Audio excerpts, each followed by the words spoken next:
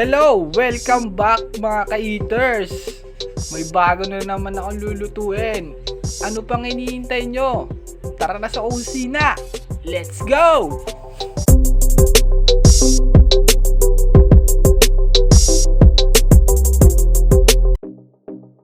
Mga ka-eaters, pakulo muna tayo ng tubig bago natin ilagay yung mga ingredients. Okay ba yun? Let's go! Mga ka-eaters, ayan na, kumukulo na ang ating tubig. So, ang gagawin natin dyan, maglalagay tayo ng asin. Tapos, pamintang buo.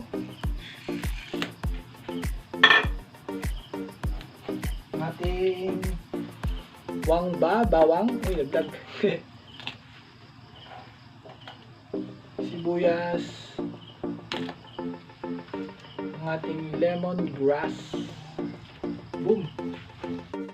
At syempre, hindi natin makakalimutan ng ating North Chicken Cubes. Ito yung nagpapalasa sa ating chicken alamax. Boom! Let's go! Tapos nyan, tatakpan na natin siya hanggang sa kumulo. Okay, let's go!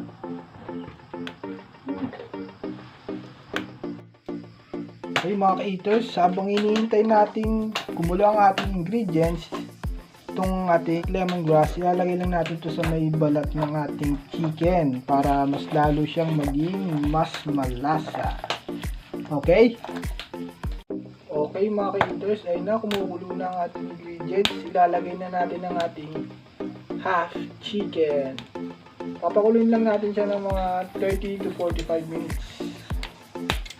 Okay? Tatakpan natin siya. Yeah! Let's go! Okay, dahil mga ka-eaters, 30 minutes na natin siya ng pakuluan. Tatanggalin na natin yung chicken sa kawal. At papalamigin lang natin siya ng mga ilang minuto lang. Okay mga ka-eaters, habang pinapalamig natin to, tatanggalin muna natin yung lemongrass at dahon ng sibuyas. Oh, medyo mainit kaya ingat nyo. Okay, let's go. Ay mga ka-eaters, habang hinihintay natin yung manok na mapalamig, air dry, magpapahit mo tayo ng mantika sa plastic to.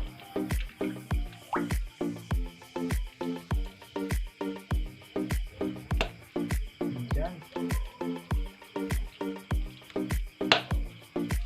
Hindi naman natin siya kailangan deep fry. Okay, let's go. Ayun na mga ka-eaters, okay na ang ating chicken, napalamig na natin at may na ang ating mantika. Isasalang na natin siya. Lulutuin lang natin siya hanggang siya yung golden brown. Okay, ito siya. Boom! Let's go!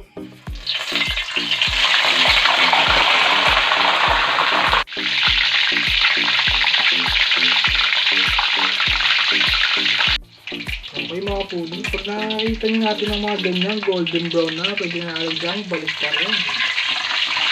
Boom! Kitang-ito na yan, napakaganda ng pagkakadona.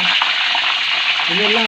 Ano mga puli, pwede nyo siyang ganito, no, para lalong mas maging crispy yung ating fried chicken. Ayan, yung mas lalong nagpapa-crispy sa ating fried chicken. Alright, go!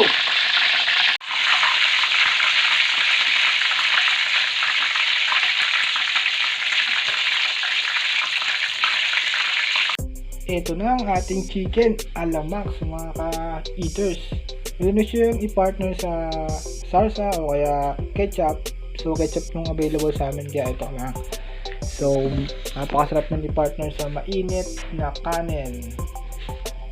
Ayan. Tara. Tara, kain tayo.